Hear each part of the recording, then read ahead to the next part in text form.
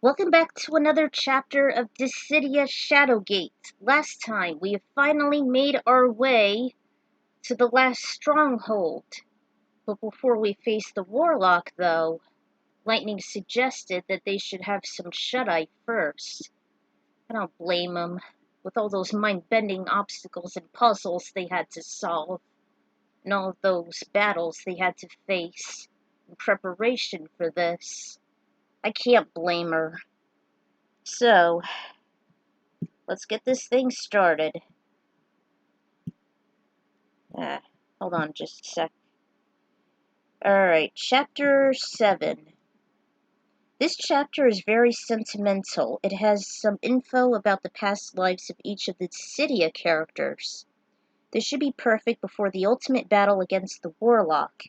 Anyway, I hope you enjoy this chapter. So this is like a breather here. The warriors made camp, and later only Lightning, Furion, and Cecil were talking to each other.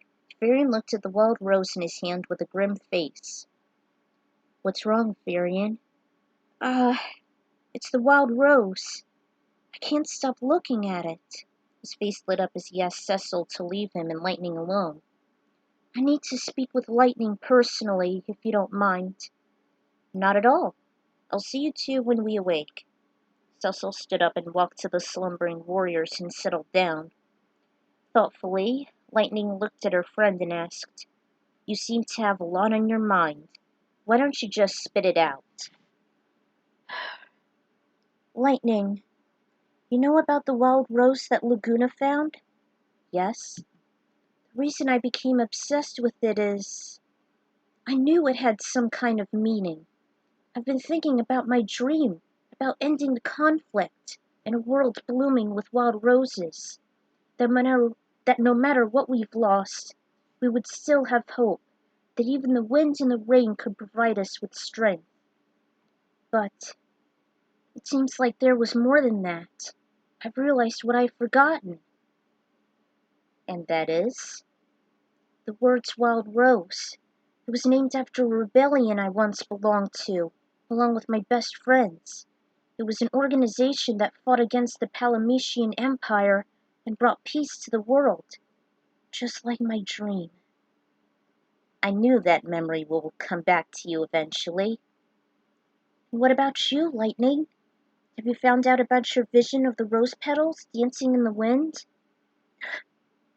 "Yes, I have. It reminded me of someone I loved very much." She hesitated, and in a few seconds she went on. "His name was Snow. He was at first in love with my younger sister, Sarah, but he also had a connection with me. I was mad when I found out that he was in love with her, and promised to be by her side, no matter what it cost. A few years later she'd been crystallized, and eventually his determination rubbed off on me. He made a promise that we will find my sister soon. And that time, he proposed to me. I was afraid to accept it because I thought he was still in love with Sarah. But after we reunited, I decided to take that chance. And during the ceremony, that was when I saw rose petals swirling in the wind. It was so beautiful. She started to reminisce the event. Light. So it really does have a connection after all. Oh, you want it back, don't you? He handed her the rose and she thanked him. She stood up and walked away, but before she reached her friends, she turned. Oh, by the way, my real name isn't Light. It's Claire. I've changed my name so that I had the determination to save my sister, since she was all that I had. She thought about the loss of her parents. With her head bowed, she left Therian sitting alone next to the skull. In the farthest corner of the room, Cloud looked at the Buster sword while he rubbed his fingers over the blade. All of his memories were starting to come back to him.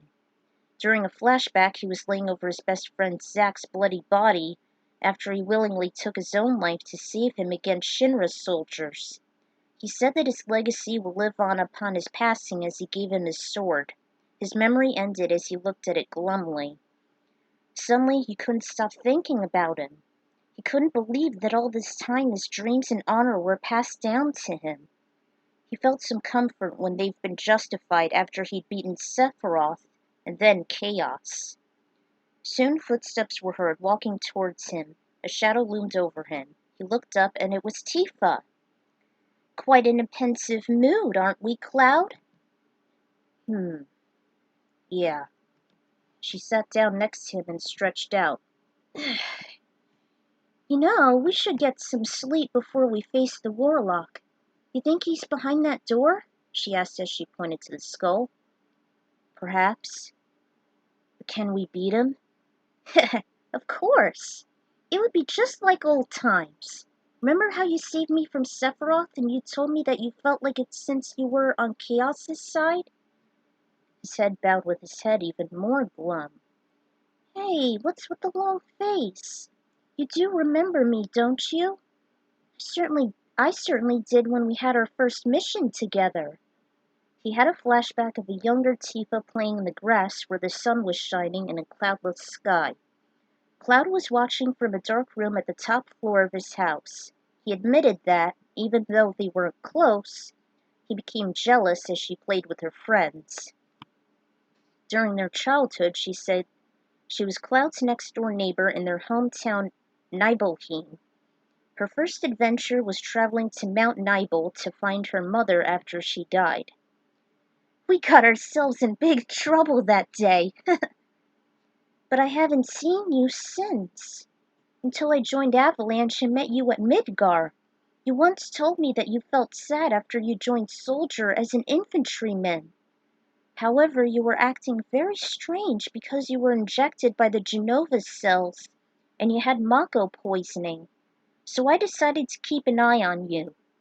Speaking of which, you were once manipulated by Sephiroth, and your mind just completely shattered, you know?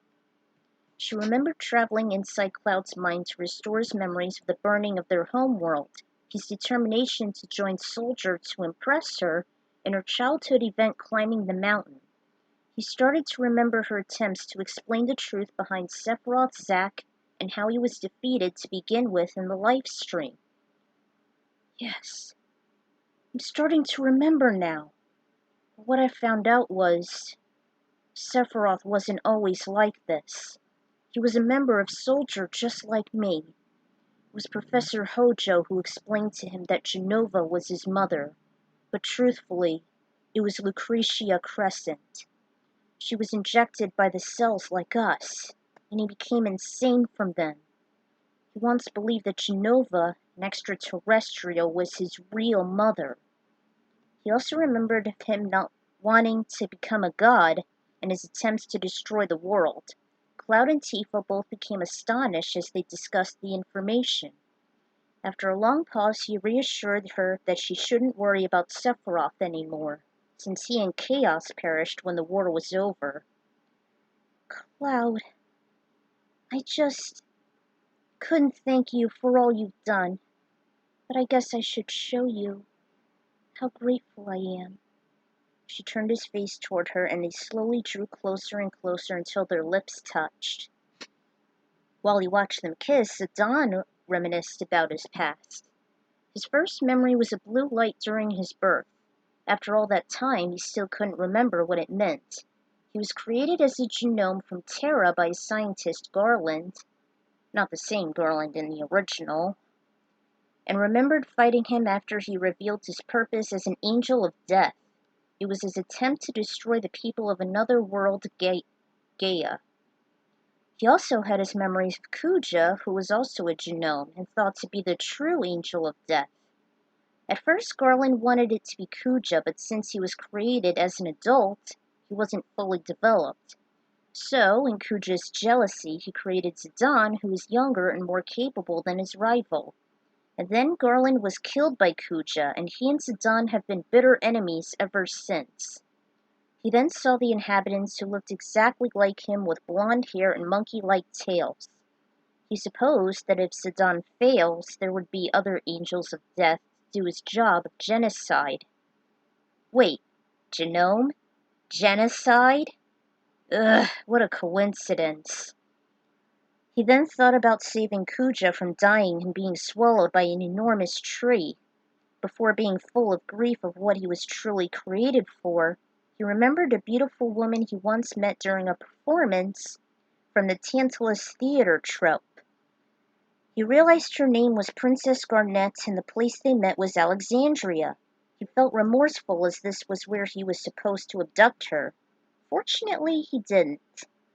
As he looked up at the ceiling, he then wished to see her upon his return. Laguna and Squall were found discussing about their memories. Squall had just remembered, though Laguna knew, that he was raised in an orphanage by a woman named Adia. He once dreamt of her being possessed, and he immediately realized it was Ultimecia. He then saw another girl, Renoa, in a field of flowers and recognized her as one he cherished the most. Eyes on me. He began to see his friends who helped face the sorceress in the past. Quistis, his former instructor as a seed student, along with his classmates Zell, Selphie, and Irvine, or Irvine, or whatever. He then had a short nightmare when he faced his rival in a bloody duel, Cypher. As he awoke, Laguna told him that everything he dreamt was real. He questioned him and explained that they first met at the lunatic Pandora together, putting a stop to Ultimecia and her time compression. He was once a soldier himself, along with his friends Kairos and Ward. He told him that his dream was to become a journalist, documenting every event in the world. While he was fighting against Esthar soldiers, he was separated and later met Rain and her daughter Alone. He also told him when he proposed to Rain, Alone was captured by sorceress Adele. He told him that they were watched over at the same orphanage Squall was at. He then told him that Squall was his son, which he denied it. Typical. Kane couldn't wait to return to his homeworld Baron. He just recollected all of his deep memories, including those he spent with his friend Rosa, and even all the events that happened during his betrayals. I always hated Kane. The first thing he'll do as soon as he returns home is to reunite with his people and head to Mount Ordeals to atone his sins. But something else was bothering him. He remembered destroying the portal to the rift. He wanted to help his allies end the war between Cosmos and Chaos. He thought all he did was for nothing. The war may have ended, but why was he revived and brought there? Cecil answered that it was what Cosmos wanted to do. It's what Cosmos said before they went to Stormhaven, then to Shadowgate. She made a promise that when they defeat the Warlock Lord, they'll return home, together. Everyone in their homeworlds will be waiting for them. Even he got his memory back after he arrived to this dire place of death. Because of the vows he made with his friends, he's very confident that together they'll defeat the Warlock and return home safely. Along with his brother, he hoped. Eavesdropping on everyone's conversations, Vaughn remembered most of his homeworld, Dalmasca, and how he was living in the low-town slums. He wished that when he returns he wouldn't have to live in these poor conditions. As his dream of being a sky pirate, he can live wherever he wanted and become a free man. He will also reunite with his childhood friend Pinello and maybe live a new life together. Shintoto wished to return to her people in Taru, where she will make plans for her vacations during her retirement. She also wished to write her memoirs about her life and, most of all, her many adventures, especially those in protecting Cosmos and now. When Prish wished to return home, all she wanted to do was have a feast of her favorite foods and pig out at the cathedral. She also hoped that she would be immortal again after defeating the warlock, and after a few minutes of reverie, she was disappointed that she can only return home instead of being granted eternal life. Yuna was looking at the sleeping Ace, snoring loudly. She remembered the first time she met him when she was able to become a summoner and use Valifor as her first Aeon in the Besaid Temple. Their times together flashed before her eyes, even the times when they discussed about their parents facing sin 10 years ago, when they laughed together at Luca. It was quite embarrassing, but at least she cheered him up after all. She wanted the world to be full of laughter rather than sadness. Her relationship with Titus and her determination grew stronger amongst her pilgrimage. She also reminisced of the sad times, like when she found out that Titus was only a dream of the faith. He dissipated at the airship Fahrenheit after they destroyed Sin at Xanarkand. Even the time when she saw Jecht and Titus confronting each other, she wished that Titus would recognize her and that she could restore his memories. She hoped by the time they head back to Spira, she would reunite with him and start a life anew. She was the last one to stay awake, and then she eventually went into a restless slumber, along with the other warriors. "Okay, are we all ready?" Titus cheered as soon as everyone faced the skull where the warlock lurked. "Yes, but we must stay on high alert, and there is always strength in numbers." "Now you're talking." Laguna grinned as he looted his bazooka. "What are we waiting for? This should be fun." "We should pay attention to Squall, but I can't wait to see this through." Bart shrugged and ran to catch up with the others. "Our hearts shall not waver. We should see this through to the very end, until our strength is no more." Kane jumped toward the opening. "I will use my powers and courage to defeat this evil, once and for all." I forgot Terra's epilogue. Oh well. Terra covered her heart and walked with her head held high. "I'm not so upbeat about this conflict." Tifa looked at him with gentle eyes and held his hand onto hers. "But what choice do we have?" He faced his best friend and she smiled.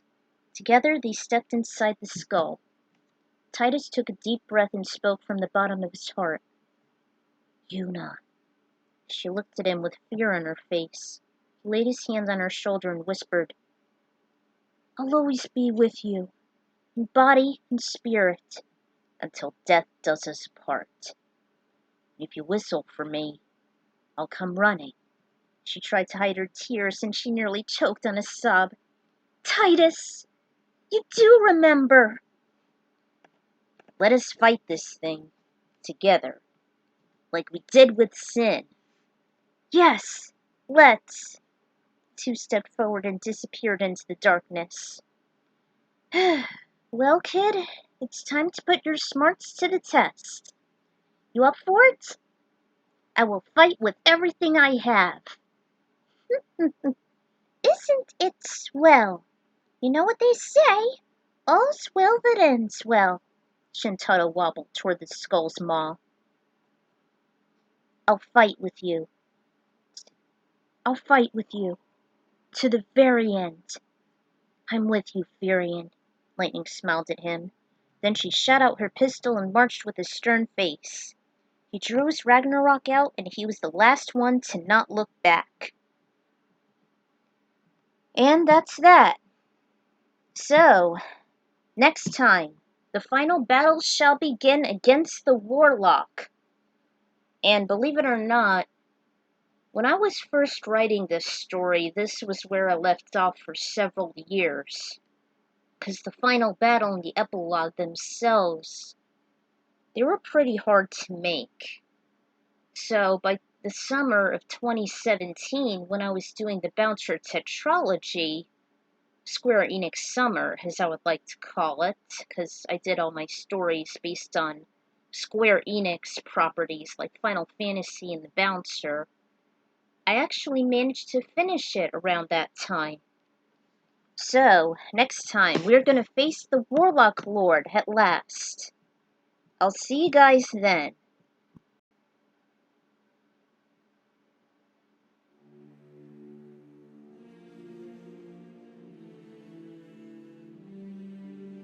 Whoops. Hold on. Yeah.